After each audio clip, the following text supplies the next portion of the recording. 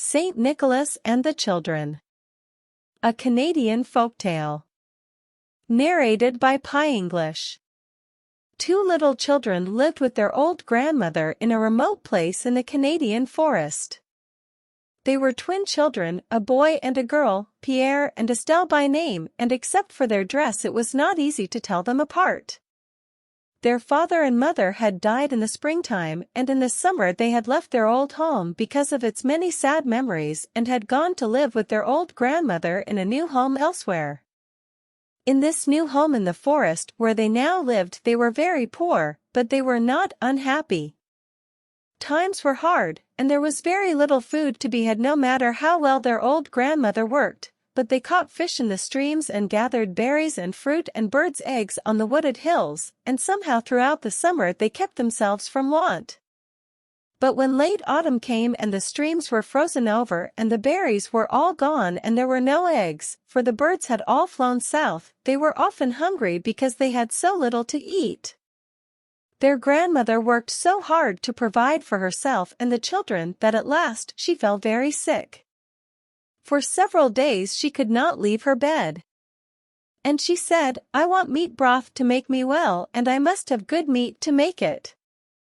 If I do not get meat I can have no broth, and if I do not get broth I shall not get well, and if I do not get well I shall die, and if I die you two children will surely starve and die too. So meat and meat alone can save us all from starvation and death." So the two children, to keep themselves and their grandmother alive, set out one morning in search of meat to make the broth. They lived far from other people and they did not know where to go, but they followed the forest path. The snow lay deep on the ground and sparkled brightly in the sunlight. The children had never before been away from home alone and every sight was of great interest to them. Here and there a rabbit hopped over the snow, or a snowbird hovered and twittered overhead, all looking for food like the children. And there were holly berries growing in many places, and there was mistletoe hanging from the trees. And Pierre, when he saw the holly berries and the mistletoe, said, "Saint Nicholas will be soon here, for the trees are dressed and ready for his coming." And Estelle said, "Yes, Saint Nicholas will be soon here." And they were both very glad thinking of his coming. As they went along in the afternoon, they came upon an old man sitting at the door of a small house of spruce boughs under the trees, close to the forest path. He was busy making whistles, whittling willow wands with a knife and tapping gently on the bark until the bark loosened from the wood and slipped easily off. The children stood and watched him at his strange work, for he had merry twinkling eyes, and a kindly weather-beaten face, and thick white hair, and they were not afraid. "Hello," said the old man. "Hello," said Pierre, "why are you making willow whistles?" "I am making them for Saint Nicholas," said the old man. "He is coming soon for his yearly visit. Indeed he is already in the land. When he makes his rounds he always gives whistles, among other things, to good children, and I must have a great store of them ready for him when he comes, for there are many children to supply." Then he went on whittling busily with his knife. The children watched him for a long time in silence, and they thought what a fine thing it must be to work like the old man for Saint Nicholas, in his little house of boughs under the forest trees. Then the old man said, "You are very small children, what are you seeking so far away from people?" And Estelle answered, "Our old grandmother is very sick, and we are looking for meat to make broth to make her well." The old man was sorry he had no meat, for he lived on other food. He told them that some distance farther along there was a butcher who always kept meat, but the butcher, he said, was a very wicked fellow and sometimes little children who entered his shop never came out again. The children were very frightened when they heard what the old man said and they wondered if they had better go back home. But the old man thought for a long time in silence as he whittled his willow wands, and then he said, "I will give you each a whistle, and when you blow it, Saint Nicholas will always hear it. You must never blow it except when you are in great trouble or distress, and when Saint Nicholas hears it he will know that you are coming to grief or that harm is already upon you, and he will come himself or send someone to your assistance." But you must blow only one blast. The whistle should be given only by Saint Nicholas himself when he comes at holly time into the land. But you are good children and your old grandmother is sick, and you are trying to make her well, and I know that Saint Nicholas will not say that I have done wrong. So he gave the children each a whistle, and then fear left them, for they knew they could now come to no harm if they had the aid of Saint Nicholas. It was growing late in the afternoon and the children set out on their way to find the wicked butcher. But they had many misgivings, and as they went on they grew faint of heart, for they wondered if the old man had told them the truth about the whistles or if he was in reality a secret agent of the wicked butcher trying to lure them to their death. They resolved to search for meat elsewhere and to keep away from the butcher's shop. For a long time they searched, but without success. There was no meat to be had in all the land at any of the places they stopped to ask. Soon they came in sight of the butcher's shop. They were very frightened. But the sun had already gone down behind the trees, and night was coming on, and they had still no meat. And they knew that if their old grandmother was to get well, she must have meat to make broth. The shop, too, looked very pleasant and attractive in the cold winter evening. Warm light was shining from a fire through the door, and in the windows were sausages, and fat birds, and big yellow pumpkins and cakes with red berries on the top. The children were hungry and wished for something to eat by the warm shop fire. They decided to enter the shop notwithstanding their fear, to buy some food, and to get meat for their grandmother's broth as quickly as they could. But before they entered the shop they thought it would be well, in order to be safe, to blow a blast on their whistle as the old man had told them so that Saint Nicholas would know that they were in dread of harm. They stood for a time in the shadow of the great trees before the door and made ready to blow together. Pierre gave the signal and blew a long soft blast. But Estelle could not get her whistle from her pocket and Pierre had finished his blast, all out of breath, before she was ready to blow. "Don't blow now," he said, "you are just like a girl, always too late." But blow she would, as the old man had told her, and before Pierre could stop her she blew a long soft blast on her whistle. Pierre was very cross, for he thought that now no good could come of it, as 2 blasts had sounded, but with his sister he entered the butcher's shop. The wicked butcher was in his shop, but not another person was about the place. It was all very quiet.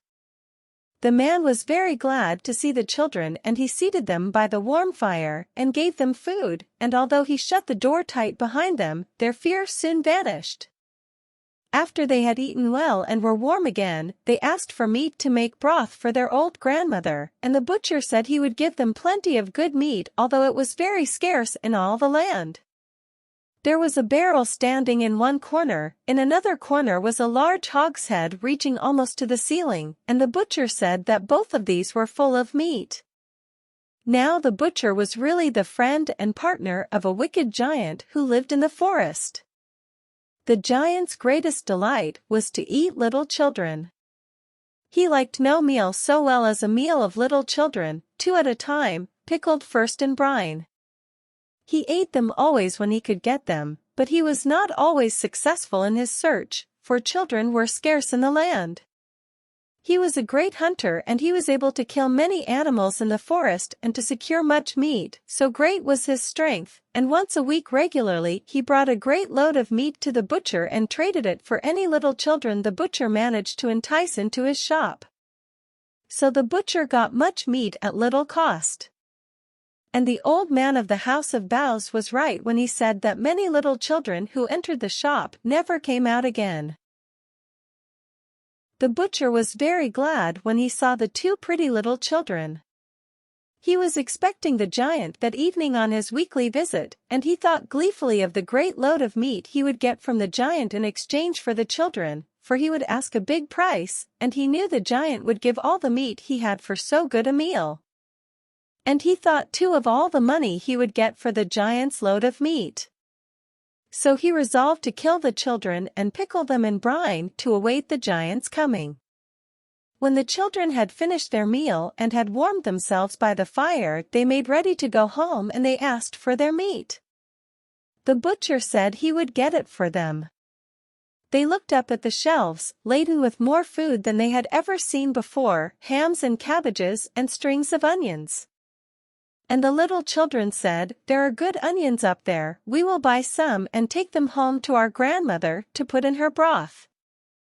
The butcher said, "There are many kinds of onions in the box on the high shelf. You must pick out the kind you want. I will lift you up to the shelf so that you can see for yourselves." So he caught them each by the coat between the shoulders, and because of his great strength he lifted them high until they could look into the box and pick out the onions they wanted. As he took them down, he thrust them straight out from his body at arm's length and held them there, and they laughed because of his great strength. Then he brought them together with terrible force so that their heads struck one against the other and they were stunned by the cruel blow. Then he threw them head first into the barrel in the corner, which was filled with brine, not with meat as he had said, and he left them there to pickle well. He was greatly pleased with the fine load of meat he would get in exchange from the giant, who, he knew, would appear before many minutes had passed. Soon the giant arrived. He carried on his back a great load of meat, and he also drew a sled heavily laden with many dressed carcasses of animals he had killed. "What cheer for me tonight, and what fortune," he said to the butcher as he entered the warm shop with his load. And the butcher said, "Good cheer and fine fortune. I have a good fat pear for you tonight, already pickling in the brine." Then he uncovered the barrel in the corner and showed the giant the two little children sticking head first in the pickle. The giant smacked his fat lips and chuckled and rubbed his great hands, so pleased was he with the sight of so good a meal.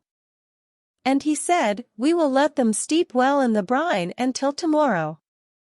I always like them very salt." They covered up the barrel, and then they bargained about the purchase of the meat. The giant agreed to give the butcher all his meat in exchange for the children. Then they sat by the fire drinking and eating until far on into the night. And the giant said that before they went to bed he would take another look at the children to see how they were pickling. So they went and uncovered the barrel. Now it chanced that Saint Nicholas was in the land at that time, as the old man of the house of boughs had said. He had come into the land to bring his yearly gifts to little children. In the evening he was many miles away from the butcher's shop. But he heard the long soft blast of a whistle borne on the still evening wind. He knew it to be one of his own whistles, and it told him that little children were in danger. But it was followed by another soft blast, the late blast of Estelle's whistle, and the two blasts meant that the danger was not yet very near to the children, that indeed it was far off, so he thought that there was no need to hurry to the children's aid. Moreover, Saint Nicholas was just then leaving tiny dolls for little babies in many little houses in the forest, and he decided to take his time and finish the giving of all these gifts before he set out to the place from which the whistle blast had come. At last, he was able to go on his way. The snow lay deep in the forest, and traveling was hard, but the white winter moon was shining, and the path was bright, and Saint Nicholas moved along quickly on his snowshoes. Far on in the night he reached the butcher's shop, from which he knew the children's note of fear had come. As he entered the shop, the giant and the butcher were just taking their last look before going to bed at the children sticking in the barrel of brine. They did not know Saint Nicholas, but when they saw him they quickly placed the cover on the barrel and were very much confused.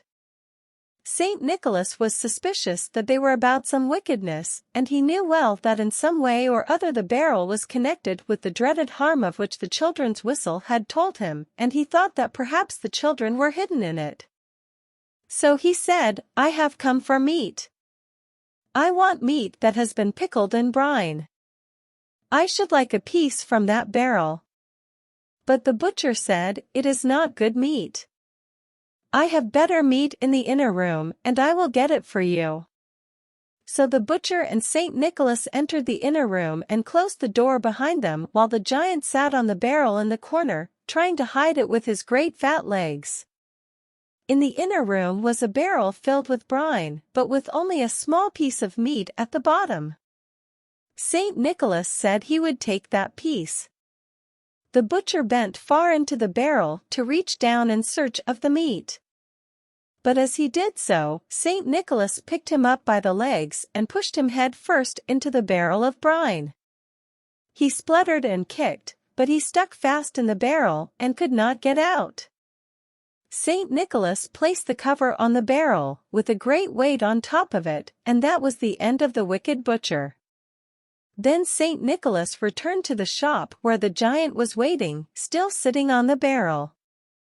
He told the giant that he wanted a piece of meat that lay in the bottom of the large hogshead of pickle in the other corner. He asked the giant to get it for him, as the hogshead was so high that neither he nor the butcher could reach down into it. The giant bent far into the hogshead and began groping for the meat at the bottom. Saint Nicholas took a large bone that lay on the floor, and standing on a box beside the hogshead, he struck the giant a powerful blow on the head. The giant was only slightly stunned, but in his surprise he lost his balance and fell head first into the brine. He yelled and kicked for a time, but his huge shoulders stuck fast. Saint Nicholas covered the hogshead, leaving the giant sticking fast in the pickle, and that was the end of the giant. Then Saint Nicholas uncovered the barrel in the corner into which he had seen the butcher and the giant looking when he had first entered the shop. There were the two children standing on their heads in the pickle with their feet sticking out at the top. He caught them by the legs and pulled them out, and by his magic power he soon brought them back to life.